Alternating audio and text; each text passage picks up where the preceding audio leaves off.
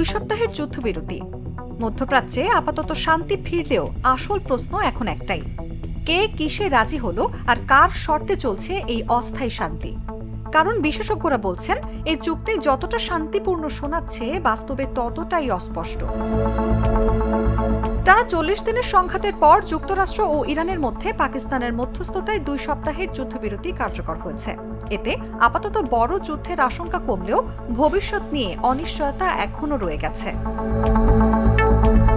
যুক্তরাষ্ট্র এই চুক্তিতে প্রাথমিকভাবে 2 সপ্তাহের জন্য ইরানের উপর সামরিক হামলা বন্ধ রাখতে সম্মত হয়েছে। মার্কিন প্রেসিডেন্ট ডোনাল্ড ট্রাম্প দাবি করেছেন তাদের সামরিক লক্ষ্য পূরণ হয়েছে এবং ইরান হরমুজ প্রণালী খুলতে রাজি হয়েছে। এছাড়া যুক্তরাষ্ট্র ইরানের প্রস্তাবিত 10 দফা আলোচনায় অংশ নিতে সম্মত হয়েছে, যেখানে নিষেধাজ্ঞা, আঞ্চলিক নিরাপত্তা এবং অন্যান্য গুরুত্বপূর্ণ বিষয় রয়েছে। তবে ওয়াশিংটন এখনও তাদের অবস্থান পুরোপুরি পরিষ্কার করেনি। অন্যদিকে ইরান বলছে তাদের অবস্থান শর্ত সাপেক্ষে। ইরানের পররাষ্ট্রমন্ত্রী জানিয়েছেন, যুক্তরাষ্ট্র ও ইসরায়েল হামলা বন্ধ রাখলে তবেই ইরান পাল্টা হামলা বন্ধ রাখবে।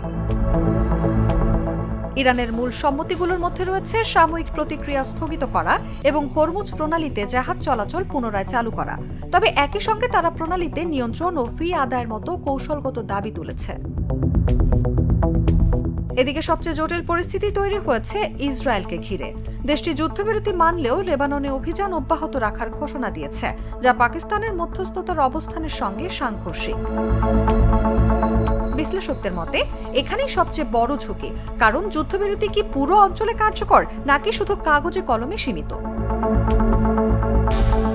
আরও বড় প্রশ্ন হল হরমুজ প্রণালী, পারমাণবিক কর্মসূচি এবং লেবানন সংকট, এই 3টি ইস্যু কিভাবে সমাধান হবে।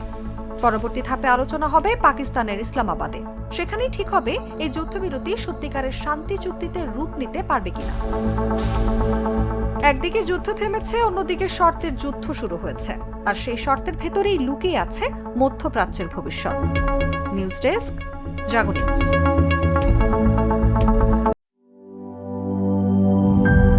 গ্লিটারের টুইন লেমন ও অ্যান্টিব্যাকটেরিয়াল ফর্মুলা বাসনকে চকচকে জীবাণুমুক্ত করে আমাদের দেয় গ্লিটার গ্যারান্টি।